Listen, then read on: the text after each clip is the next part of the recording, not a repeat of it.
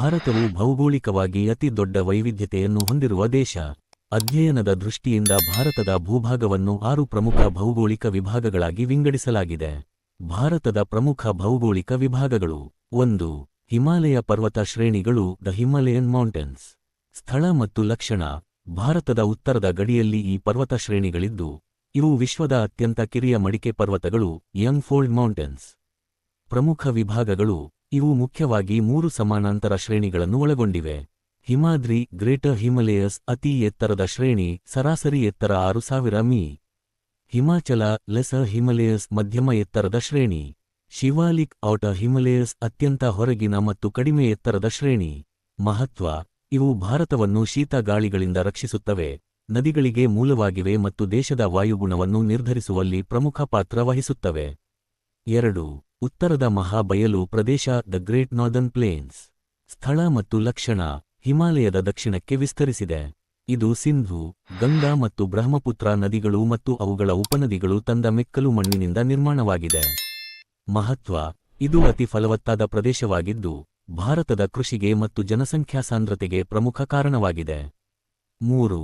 ಪರ್ಯಾಯ ದ್ವೀಪದ ಪ್ರಸ್ಥಭೂಮಿ ದ ಪೆನಿನ್ಸ್ಯುಲರ್ ಪ್ಲಾಟೋ. ಸ್ಥಳ ಮತ್ತು ಲಕ್ಷಣ. ಇದು ಭಾರತದ ಅತ್ಯಂತ ಪ್ರಾಚೀನ ಭೂಭಾಗ. ಇದು ತ್ರಿಭುಜಾಕಾರದಲ್ಲಿದ್ದು, ಗಂಗಾ ಬಯಲಿನ ದಕ್ಷಿಣಕ್ಕೆ ವಿಸ್ತರಿಸಿದೆ. ಮುಖ್ಯವಾಗಿ ಗ್ರಾನೈಟ್ ಮತ್ತು ರೂಪಾಂತರ ಶಿಲೆಗಳಿಂದ ಕೂಡಿದೆ. ಪ್ರಮುಖ ವಿಭಾಗಗಳು. ಕೇಂದ್ರೀಯ ಎತ್ತರ ಪ್ರದೇಶ ಸೆಂಟ್ರಲ್ ಹೈಲ್ಯಾಂಡ್ಸ್ ನರ್ಮದಾ ನದಿಯ ಉತ್ತರಕ್ಕಿದೆ. ಉದಾ ಮಾಳ್ವಾ ಪ್ರಸ್ಥಭೂಮಿ.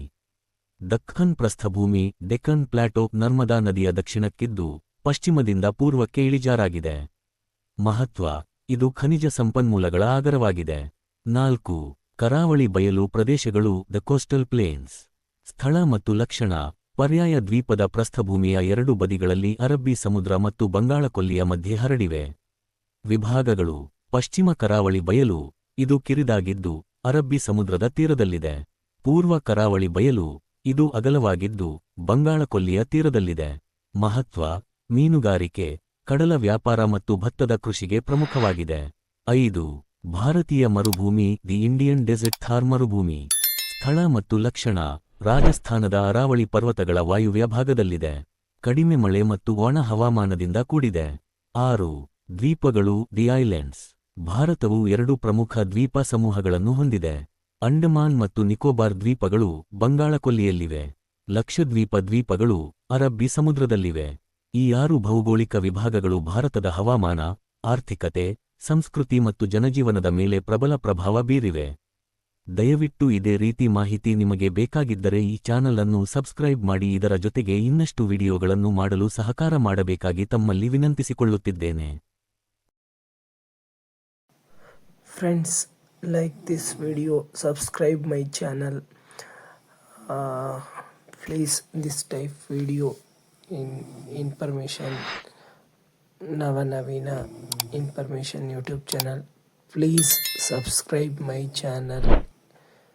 Support me, please.